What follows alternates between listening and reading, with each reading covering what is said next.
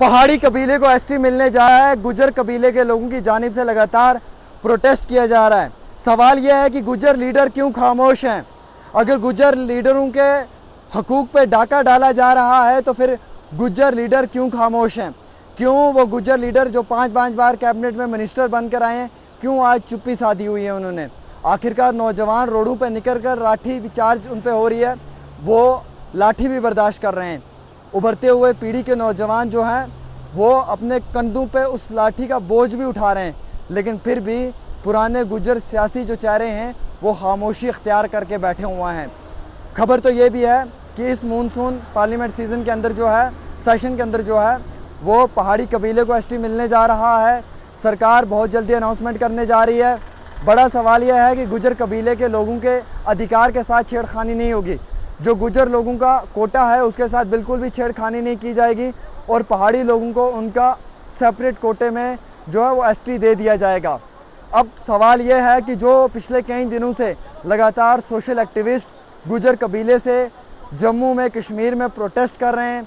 कल की डेट में 50 से ज़्यादा लोगों को डिटेन किया गया है, उन पर लाठी। इंग्लिश बूस्टर में खास क्या है? ये इंग्लिश स्पीकिंग कोर्स पर मुबनी उर्दू और कश्मीरी तर्जुमे के साथ साथ एक कन्वर्सेशन किताब है। बच्चों को रटा लगा कर याद करने की जरूरत नहीं, बल्कि इंस्ट्रक्शन से ही उनकी स्पीकिंग एबिलिटी बूस्ट होती है। इसमें वही कंटेंट है जिसका हम डेली लाइफ में इस्तेमाल करते हैं। कलर प्रिंटिंग के साथ साथ 3 जुबानों में ग्रामर है। अगर आप इस किताब को मंगवाना चाहते हैं तो दिए गए नंबर पर राब्ता करें। लाठी चार्ज की गई है, वो लोग उभरते हुए नौजवान अपने हकूक़ की मांग कर रहे हैं, उनके हकूक़ पे कोई डाका ना डाले, इस चीज़ की लड़ाई लड़ रहे हैं।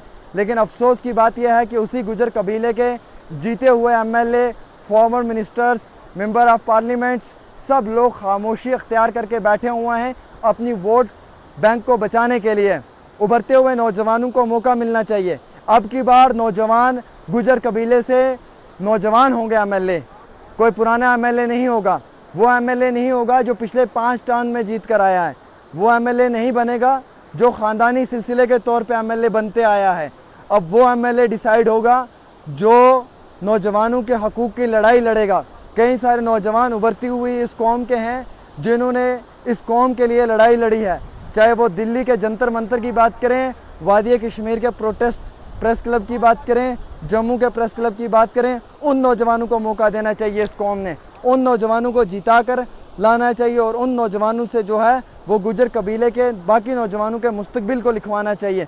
क्योंकि जो पुराने एमएलएज़ हैं, फॉर्मर मिनिस्टर्स हैं, फॉर्मर कैबिनेट मिनिस्टर्स हैं, ये लोग खामोश बैठे हुए हैं अपनी वोट बैंक को बचाने के लिए। अगर ये नौजवान लड़ाई लड़ सकते हैं तो उन पुराने एमएलएज़ को, फॉर्मर मिनिस्टर्स को क्या परेशानी है।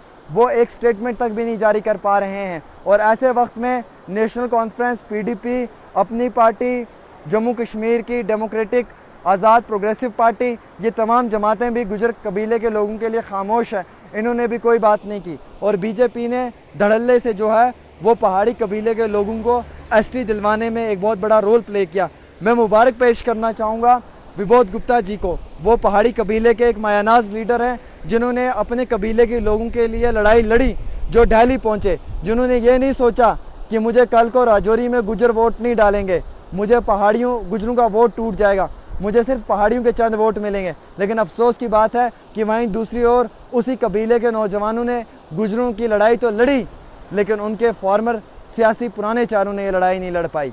और दूसरा सवाल यह है कि गुजर कबीले से भी कई सारे लीडर जो हैं वो दिल्ली गए, पहाड़ी लोगों के साथ उस डेलीगेशन का हिस्सा थे और उन्होंने भी जो है वो होम मिनिस्टर के आगे ये सिफारिश की कि पहाड़ी लोगों को जो है वो उनका अधिकार मिलना चाहिए। एक तरफ गुजर लोग जो हैं वो प्रोटेस्ट कर रहे हैं, दूसरी तरफ इसी गुजर कबीले के लोग दिल्ली में जाके सरकार के आगे गुहार लगा रहे हैं कि आप पहाड़ी लोगों को उनका अधिकार दें। तो अब ये डिसाइड कर लें कि क्या वो लीडर जो गुजर हैं वो लीडर गुजर कबीले से हैं या वो पहाड़ी कबीले से लीडर हैं। तो ये भी एक बहुत बड़ा सवाल है।